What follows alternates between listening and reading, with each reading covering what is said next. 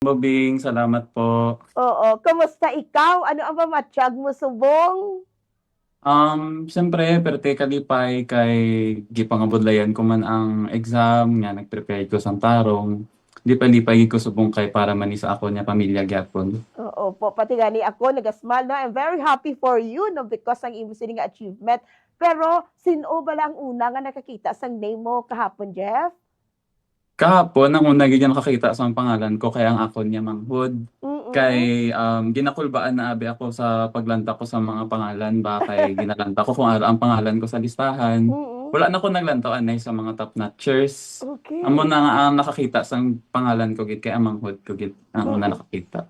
I see. Oh, pero antes man ang tanan, no, ipakilala ta anay ang imo sini syempre nga pamilya man kag ikaw diin ka mo subong naga-star halin gid ikaw diin Taga Coronadal gid ako bambuping non di ko sa corona Santa dala Cruz. nyo. Mm. Opo, Santa Cruz Purok Masipag ako. Aus taga Santa Cruz gali medyo malapit di sa estasyon. Oo, medyo Oo. Tapos ikaw nag-graduate ka sa St. Alexius St. College. Alexius College, no. Ikapila ka nga batch na sang St. Alexius sa sininga kurso. Hindi lang ako sure bombobing ba, pero Damo na, no, ka mga damo na batches. abi, Mm-mm. medyo damo na. Oo. Pero sa inyo, sininga batch, sa inyo batch, Jeff, pila ka mo kabilog? 33 bombobing. 23. Oh, okay. So, sa subong, no, nga ara ka ando sa top notchers, the name of top notchers, of course, your school is very proud sa imo, sa imong mga family, kag tanan mga nakakilala sa imo.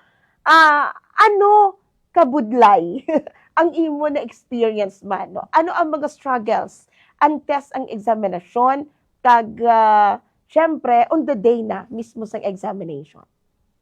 Maskin sino man siguro makotunta subong nga makahambal gid sila nga ang exam hindi gid siya dali, especially since para siya sa future mo kay Mm. diri nakasalalay kung makaobra ka as RadTech kung makapasa ka Mm. sa board examination. Siyempre, during katong sa tong mga bulan nga nag-prepare kami for board examination, budlay gid siya may mga adlaw nga wala gid kami sang tulog or may mga sacrifices gid kami nga need ihatag financially, emotionally. Pero salig lang gid sa sarili kag salig lang sa Ginoo. Mm. On the day of the exam naman, syempre grabe ang kakulba namon sina kay ara na gid ang ginapreparahan gid namon for pila na ka tuig, pila na ka bulan. Ara na sa adlaw nga nakag-amo na gid na ang makahambal sa kung ano ang maging future namon. And fortunately, bomboping nakaya man namon nya ikalma lang ang sarili para masabat sang tarong ang mga questions kag nalampuwas man namon sang maayo ang exam. Mm. Pero isang after the examination, no, nga nakakuha ka na sa exam, nag-expect ikaw nga makasulod ka sa top notchers? Actually, wala na gid ko nag-expect kay during examination, though nabatyagan ko nga ay do nabudlayan na ako sang exam subong how, do amo nang Mm. nahambal ko. Actually, Mm. nag-goal gid ko nga mag-top notch. Okay. Gituyo ko gid siya nga tani maka-top notch ko. Mm. Amo na. Pero sa tong exam na hamba ko do budlay lagi ni bas hindi na ko top notch. So wala na ko Mm. nag-expect. Hamba ko sarili ko hindi na ko mag-expect para hindi ko ma-disappoint. Okay. Amo na Oo. nga sang nagawas ang result, grabe gid ang kasadya ko kay nakuha ko gid ang ginahandom ko kag ang gipreparahan ko gid. Oo, no? God's will, no? Nga para Oh. kagidira, no? Nga ma-include ikaw sa mga top notchers. No? Ano ang nag-ano sa imo, ang nagtulod sa imo nga magkuha ka sini? Ang imo gid ang isang gamay ka bala mangin rad tech ka gid? Actually, hindi. Pero No? gipakilala abi siya sa akon sang ate ko nga kurso. Mhm. Tapos do, hamba ko do interesting man siya. Te, ano Okay. ko siya, gitry ko lang bala siya. Tapos Mm. ang aran ako dito sa RadTech, nag-enjoy man ako sang kurso kay damo siya sang mga um, interesting bala nga mga topics, mga more on about sa mga machine kag nang do Oo. mahamba mo gid bala nga advanced siya nga kurso ha. Dito ko na siya natun-an niya palanggaon ang kurso kag amo to during 4 years sa college, nahambal ko nga mag-abot lang ang board examination, i-goal ko gid niya dapat makatap gid ako, nan amo gid ang ginahambal ko sa sarili ko. Pareho ba ka mo ni ate mo course or ikaw ang first in the family, the radtech?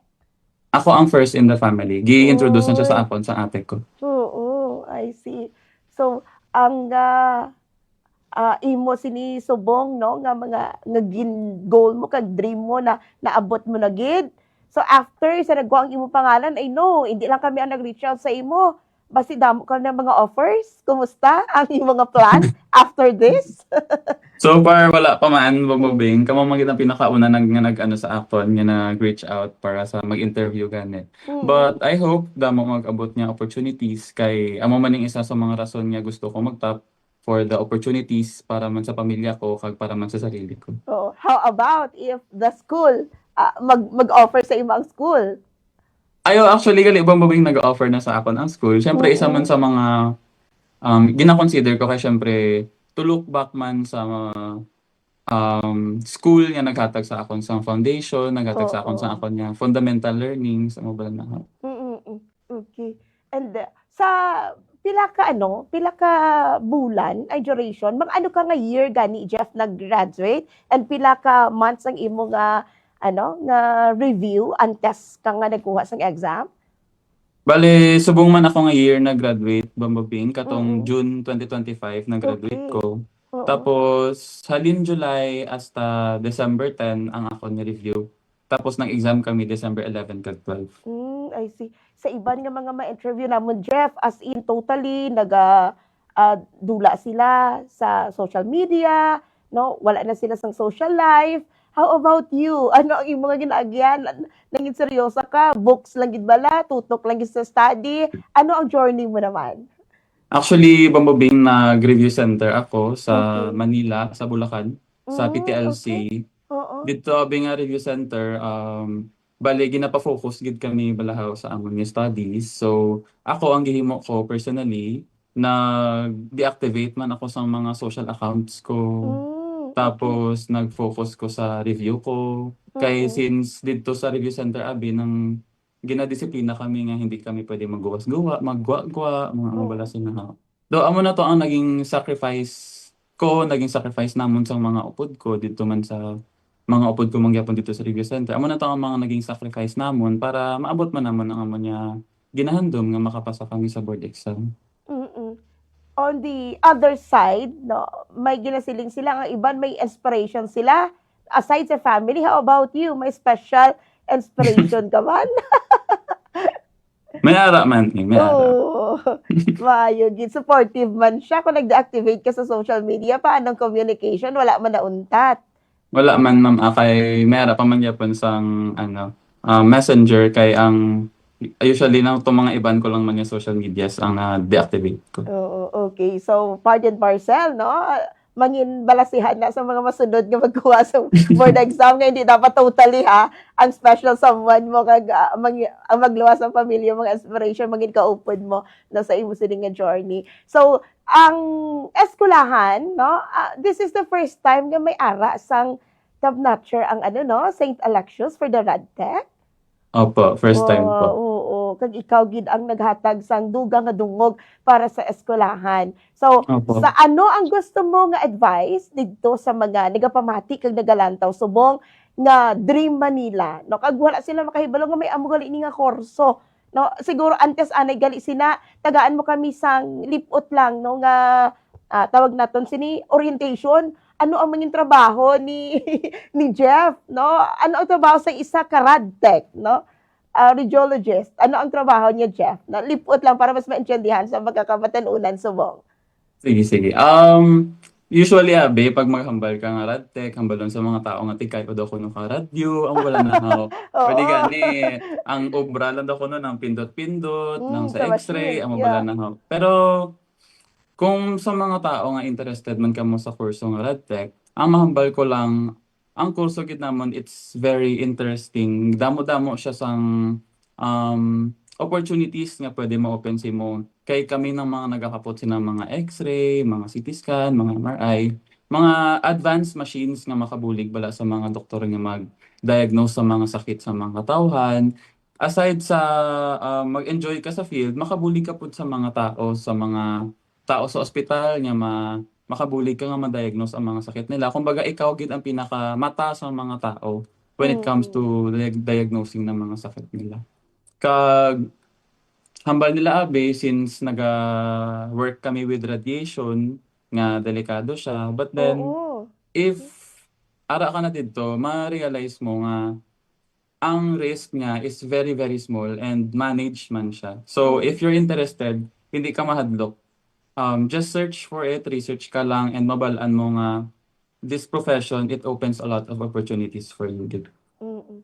Okay. And for everyone nga nag-aspire man nga mag-top notch or makapasa dayon sa board exam after graduation, all I can say is um, believe ka lang gid sa sarili mo. Trust in yourself lang gid kay at the end of the day abe sa board examination na mismo, ang upod mo lang gid abe kay ang sarili mo lang gid kag ang tiwala mo sa sarili mo. Kag aside dira syempre ang pinakaupod mo gid dira ang Ginoo kay siya magid tanan ang nakabalo sa mga struggles mo, sa tanan-tanan nga sakripisyo mo. So as long as balaan mo nga kaya mo, tiwala ka lang sa sarili mo, tiwala ka lang sa natun-an mo sa apat nga tuig, kag tiwala ka lang sa natun-an mo sa review season. Kay amo gina siya ang maging basis mo, amo na siya ang maging sandata mo balahaw nga para makapasa ka or makatop notch ka sa board exam. Yes, correct. Yun ina, no?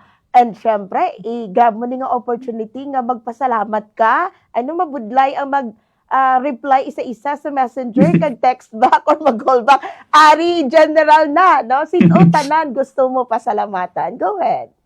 Sa una sa lahat, nagapasalamat gid ako sa Ginoo kay siya gid ang nag-guide sa akon nga makatop notch gid ko diri nga board exam sa iya ko gid surrender ang tanan-tanan. Next kay gusto ko magpasalamat sa pamilya ko, to my mama, papa, to my ates and kuyas abroad, sa manghod ko because sila ang naging support ko gid, sila ang naging support ko financially, emotionally, sila gid ang nagabulig sa akon nga naga-encourage sa akon. Of course, ngayon ako sang pasalamat sa mga friends ko diri sa Marbel, sa Davao, sa mga naupod ko dito sa PTLC, sa room 2 boys, room 4 boys, kilala niyo na kung sino ka mo.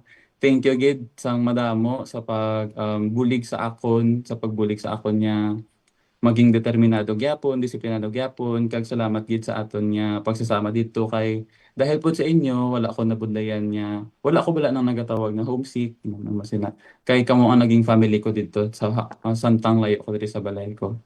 And lastly, ay gusto ko man pasalamatan ang ako niya eskwelahan, ang mga CI ko, Sir Jerry, Ma'am Joycel, Ma'am Sheng, Sir Paul, Ma'am Angel, to everyone sa faculty sang St. Alexius. Thank you gid sa support ninyo nga gikadtuan pa nila kami dito sa Manila just to give us words of encouragement Okay. para lang mapatsagan namon ni ara sila para sa amon. Salamat gid. Kag sa review center ko sa PTLC, salamat sa mga lecturers namo dito. To Ma'am Azzy, to Sir Nico, to sa MJ, salamat gid sa pagtudo sa amon sang tarong. Kag dahil gid sa inyo mahamba ko gid nga nakapasa kag nakatop notch ako. Lastly, gusto ko pasalamatan ang sarili ko kay nagpati ko sa sarili ko.